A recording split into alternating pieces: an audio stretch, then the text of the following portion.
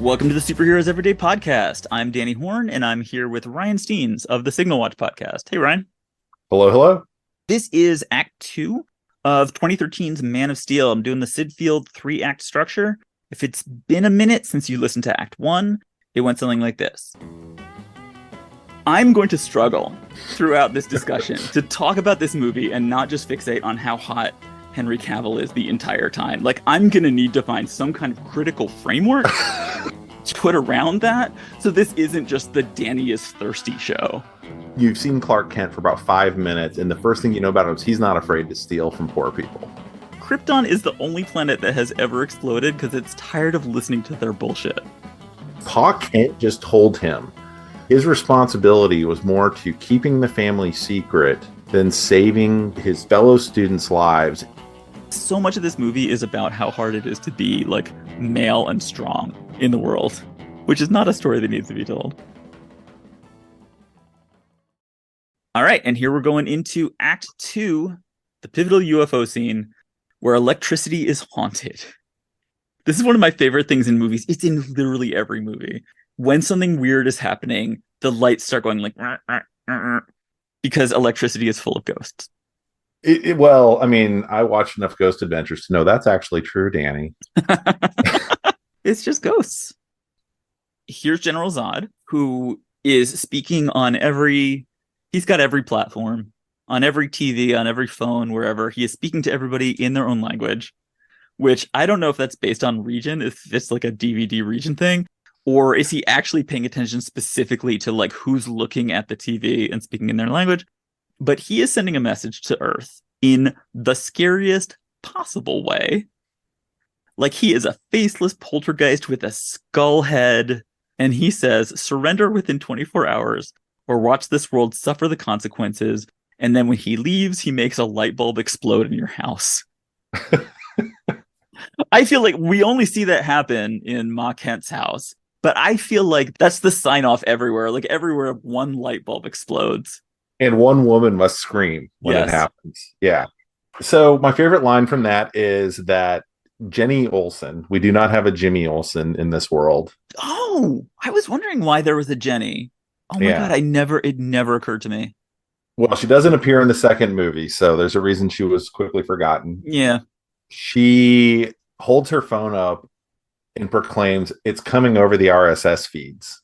Did she say that? Yes. The RSS and I laughed and laughed and laughed. Like I said in the first episode, that there's a lot of stuff Zack Snyder he does for the trailer. Like that he clearly has an idea he and the studio figure out would look cool, and then they, I think, retrofit them back into the movie. Yeah.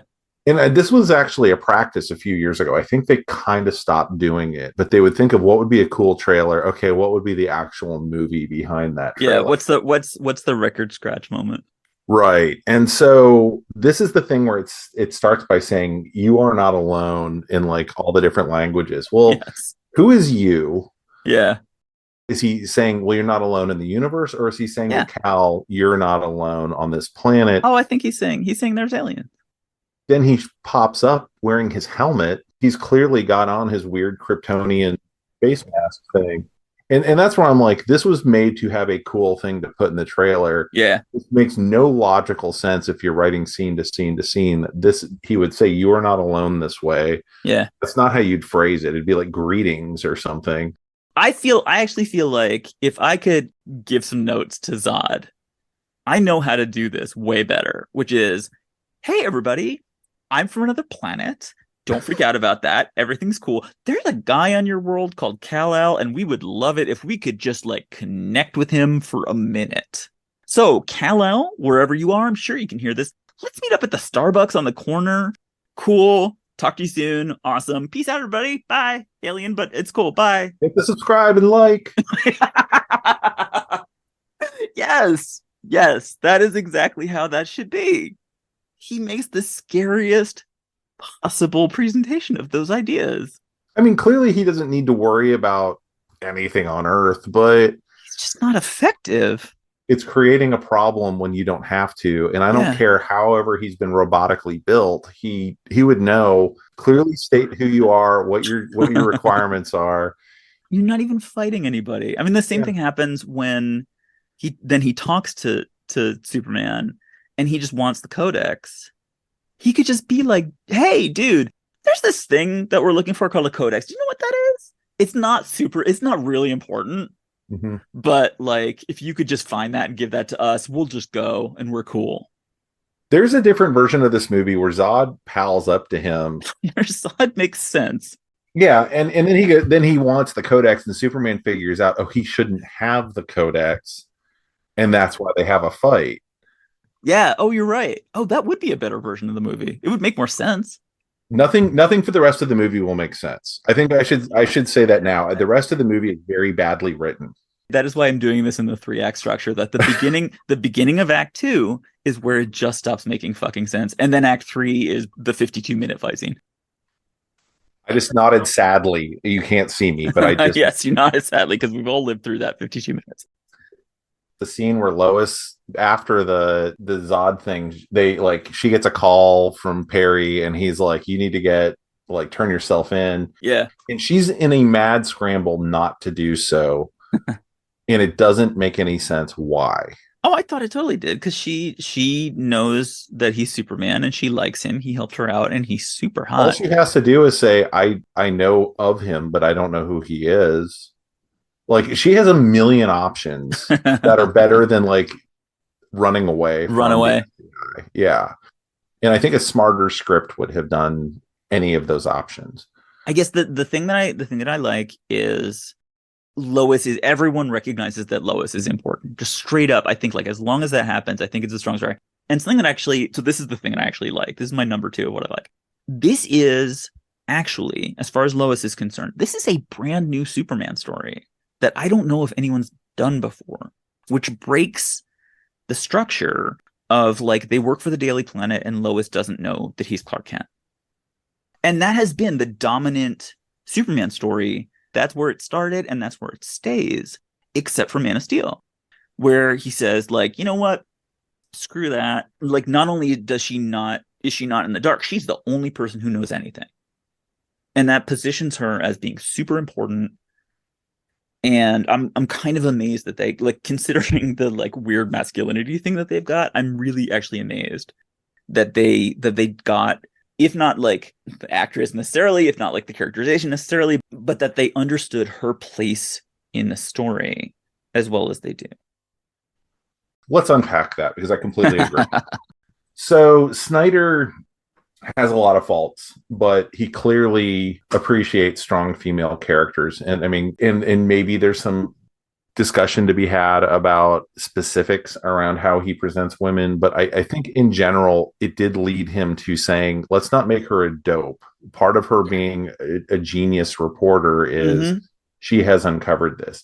The problem I have with how they did it in the film is she basically puts 3 pieces of information together, and she figures out that from not ever having heard of Clark Kent or having any confirmation of aliens, within days is at his father's grave talking to him about him being an alien. What it loops back to is Zack Snyder clearly thinks secret identities are stupid. This is going to be a huge problem, especially at the very last scene of the film. Oh, the rest of the film, it's a huge problem. Yeah, the secret identity thing is baffling. And at that point is when they should not have let them make the movie, because there's I'm not kidding. It's so I know there's people there's a point, I forget where it is, but but Lois gets a ride from a policeman or something and goes straight to the Kent farm. Yeah. And runs out and says Clark. Yeah. And he's in the suit and it's okay, so people know.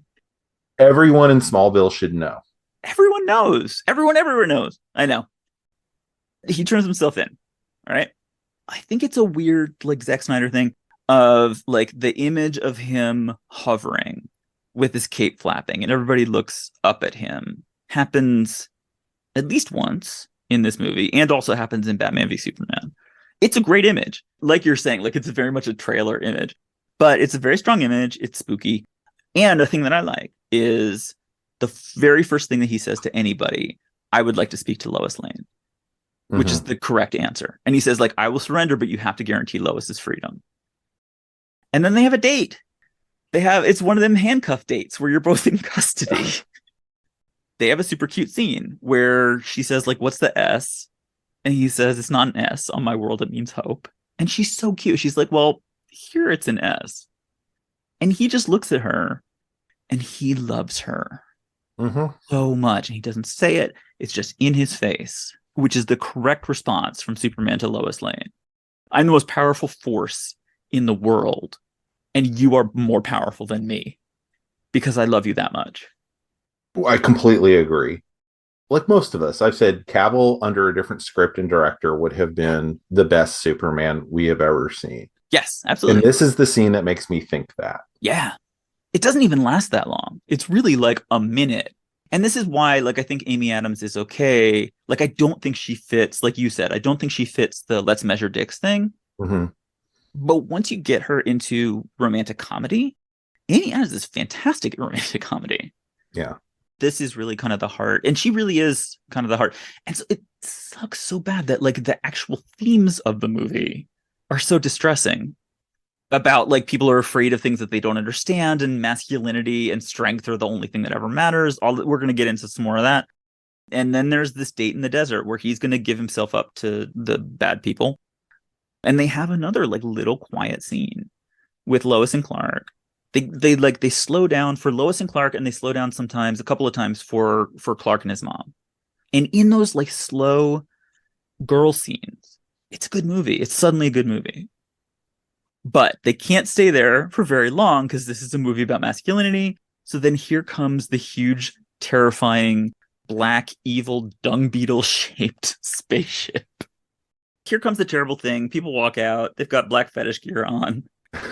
They take Superman and they take Lois for literally no reason. Mm-hmm. We'll do that in a minute, but, like, no reason at all. But they bring him on and they knock him unconscious. And then they do this sepia dream sequence where General Zod does a villain monologue. Yes.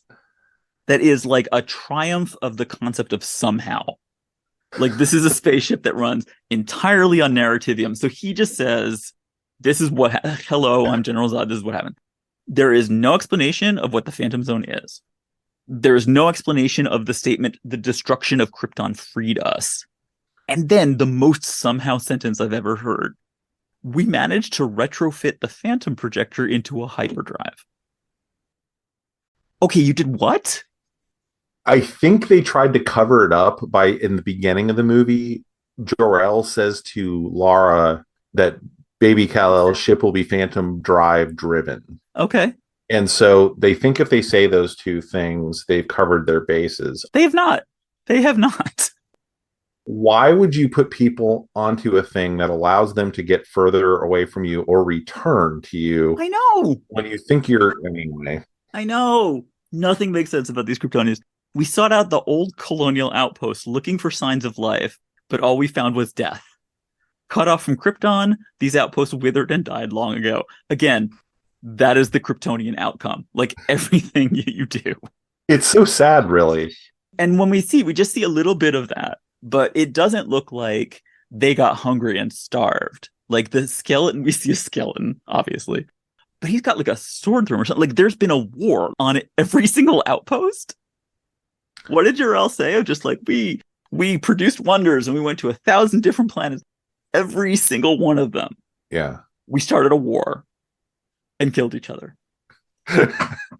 This is where you need to cut in the music from the Larry David show. What are you doing? And again, this is like, we talked about, like, Zod just being bad at communications. So he's like, okay, so here's what we're going to do. And this, like, behind Superman, this world engine drops. Now, the world engine is actually, this is one thing, is like, the world engine is actually legit scary. It's a good design. It's a scary idea. Fine. But it lands and it spits fire and it destroys the world. And then Superman drowns in human skulls. It's real unclear what Zod is trying to do. Like, he creates this scenario for Superman to see, which is deliberately upsetting. It looks like there's a nuclear bomb that goes off. And then there's, like, a broken swing set behind him for added pathos. Like, yes, we will be killing all of the children. And Superman says, no, I can't be a part of this. And Zod's line is, well, what can you be a part of? It's like, not this. I don't whatever. Genocide. Let's start with genocide. I don't want to do that. Do you know the sketch of Are We the Baddies? Yes. Of like figuring out that Nazi SS is not the place to be. You have to think that like General Zod says, like, are we the baddies? Zod is an idiot if he wants to terraform the Earth, because the one thing he has seen, if you stay on Earth, you will gain godlike powers. Yeah. And if you terraform it, you will not have godlike powers. That didn't occur to me, but you're So absolutely why right. not take control of a planet Yeah. where everyone will do your bidding? You can start making little Kryptonians, and Yeah. no one's going to be able to stop you. That's a Now very good you point. automatically have a labor force to do whatever you want. Like I don't want to say like I'd be really good at like taking over another planet, but I'm better than Zod at it. You're not giving him advice. You're just saying there is a protocol for this. So Zod's plan seems to be level everything on Earth with his gravity smasher, Yeah. which we know ended badly 1,000 other planets. This is going to be 1,001. And we're going to now start making babies out of the pods. Out of the Genesis chamber. There's a lot of Genesis. It turns out there's a lot of Genesis chambers. Yeah, like they're trying to spread their seed across the galaxy or whatever. He doesn't even bother to notice, hey, these aliens look exactly like us. Maybe right, no. they are us. Maybe I should like look at their blood or something. Like, come on, though. We're better than that. Clearly, we are not descended from Kryptonians because we have actually built things that survive. We have managed to live on this Earth for as long as we have. When we have colonies, some of them make it. So one thing that I think is really funny is I have read 2 different interviews with Michael Shannon where he says that he isn't playing Zod as a villain.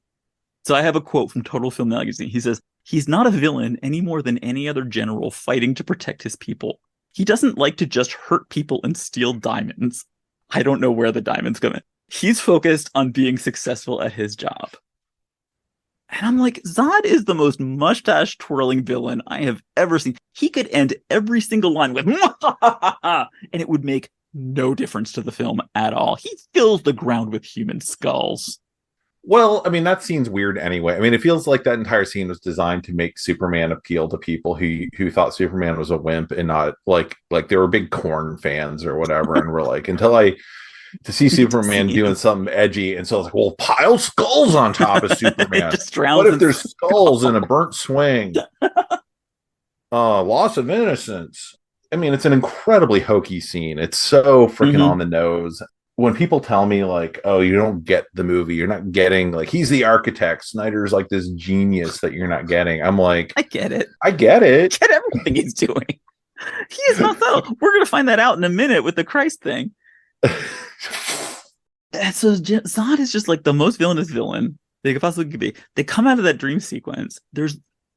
I probably have said like this is the most baffling dialogue but this, what I'm gonna say, is the most baffling dialogue. Your father acquitted himself with honor, Cal. And then Superman says, you killed him. What? And then Zod says, I did. What? And not a day goes by where it doesn't haunt me. But if I had to do it again, I would. And then he sashays away. And they want Superman to tell him things. I know. I don't know how they took the word acquitted. Like, I didn't know if David Goyer didn't know what that word meant.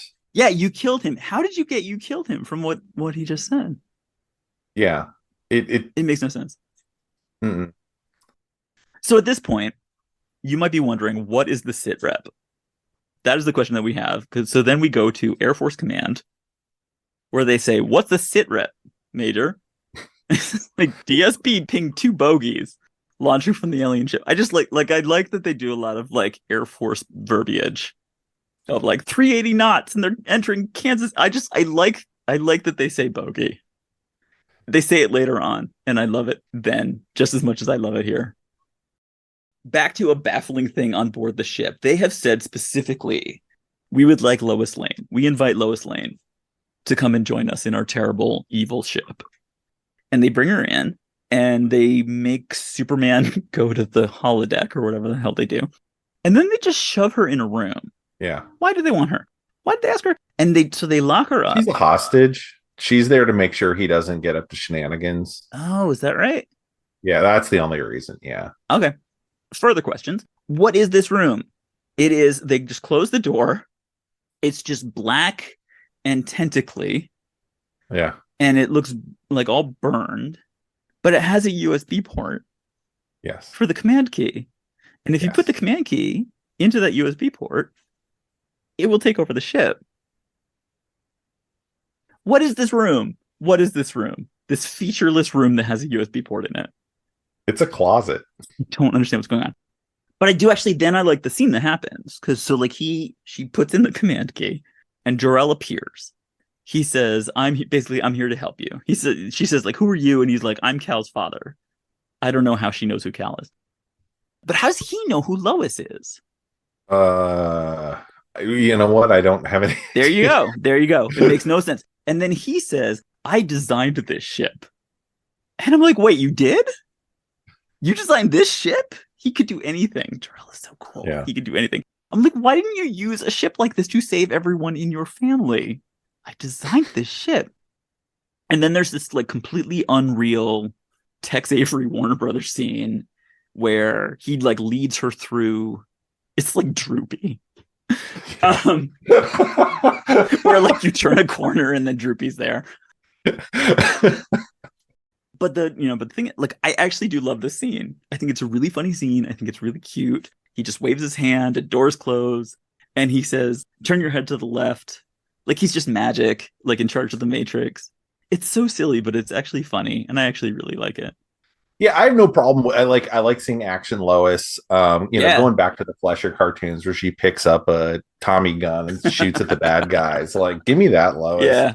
The thing I had a problem with was, why does the hologram need to do the hand clenchy thing to make doors open and close? Because it's cool, because unfortunately, we still have a concept of cool. And it causes us to make things like that. I feel like Russell Crowe like came with like his ideas and like, here's what I want to do when the door is open, so people know it's not just like my brain. Yeah, that I'm actually doing it. Yeah, he's so cute when he does it. It's so yeah. So it's just a thing. Like this is like basically what we've been doing through entire, and what we're going to continue to do all the way until the end of Act 3 is we're just saying like, so here's a thing that doesn't make any fucking sense and it bothers me. This is the one thing where I'm like, this absolutely doesn't make any goddamn sense, but I love it because you did it really well. Because it's funny, basically. Because it's funny. You can do almost anything if it's actually legit funny. So then there's this conversation where Jor-El gets to talk to Clark again, and he tells Clark, we wanted you to learn what it meant to be human so that you could be the bridge between two people, like this was a plan. But then he says, punch the wall. And he punches the wall. And he makes a hole in the spaceship, which I feel like, from my understanding of space, is not a healthy thing to do for a spaceship. But finally, he just puts his hand through the wall, and now there's just an opening into space. But he says, like, you can save Lois, Cal. You can save all of them. It's like, well, not all of them. There's a lot of them die. But then this is so on the nose. And then Superman like drifts out and he puts his arms out for absolutely no reason except to do a cross. Yeah. It's amazing. I can't imagine if I was watching this in the theater and I saw that for the first time. I can tell you I sighed loudly. It's a rough moment. But yeah, I mean, that's Snyder. I mean, it's when people are like, oh, he's the architect. Yeah. And it's like, yeah, his symbolism is not exactly super effing subtle. No. I think we skipped completely over the church sequence, didn't we? We did. The sequence of him talking to the pastor about what should I do, and there's Jesus praying in the Garden of Gethsemane behind him, which is like core moment in Christian mythology of Jesus deciding what he's going to do with himself. Like, I guess if that's like, you're like, oh my God, a literary illusion. Like, I've never seen that in a movie before. Okay, I get it if you're like 13. This is my first time with adult narrative. Yeah, I don't get it when you're like 10 years later, still like this movie rocked the world and changed everything, and y'all don't get it. Like that's the stuff that I'm just I like, know. when you get older, if I that know. stuff's still pranking you, Right. I don't know what to tell you. Like, Although, actually, now that you say that, I do have a little bit of empathy. If you're 12 and you see yeah, that and it impresses you, you remember that and actually hold on to it because, like, the feeling that you have at that moment that this is that you understand Superman in a different way because he has just led you by the hand. Like, basically, the only thing they could have done that was more on the nose is for him just straight up to say, like, what? Like, I'm Jesus? yeah. Like, they don't do that, but they do everything else. And it's in a $50 million movie, and Warner Brothers was like high fiving themselves as this was coming. They were shocked when this came out and got bad reviews. Yeah, it's as the editor of Rotten Tomatoes says, this is a good movie, guys. It's just not that good of a movie. Yeah, Warner Brothers was like, we have made an adult superhero movie that Marvel couldn't imagine making, and it came out, and film critics were like, boo. Because you're not as adult as you think you are. Yeah, and it tells you kind of how the Warner Brothers executives were wired as well, right? It's all very baffling to me. He saves Lois, if that helps. He goes and he saves Lois. So like she's going in an escape pod, which apparently is not intended for escape because she's clearly gonna die Yeah. in the ship that this is the escape from the ship that Jor-El designed badly. Every Kryptonian, even Jor-El fucks up.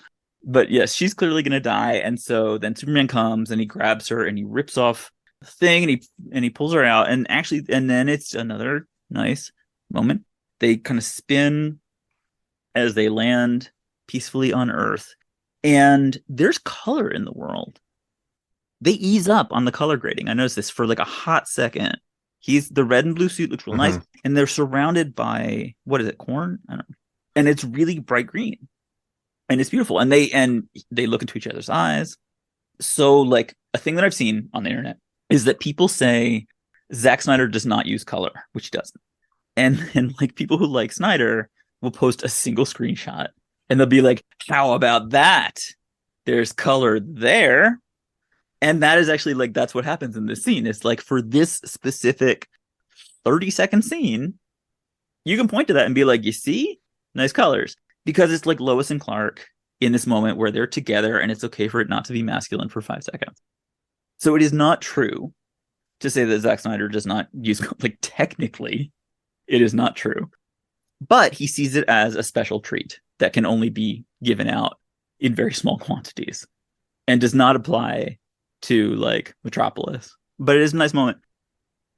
And then the movie just becomes completely terrible. And so we're going to see that this is the end of Act 2 of Man of Steel. We're going to take a break. I will be releasing Act 3 later on this week. And here's what's coming up. This is where they lose me as an active participant trying to understand this stupid movie. He wanted his son to have sex with as many women as possible. I agree. This is my message to the people of Smallville. Rudy Tooty Fresh and Fruity is not worth risking your life and the lives of those you love. This movie says at the climactic battle, we're going to take Superman, put him on the other side of the planet, and have him fight a washing machine. We're like, just shut this guy up. I don't care how you do it. Just snap his fucking neck. And they do. Best scene in the movie. So stay tuned for that. Ryan, thank you very much. You betcha. All right, I'll see you in Act 3 on Superheroes Everyday Podcast.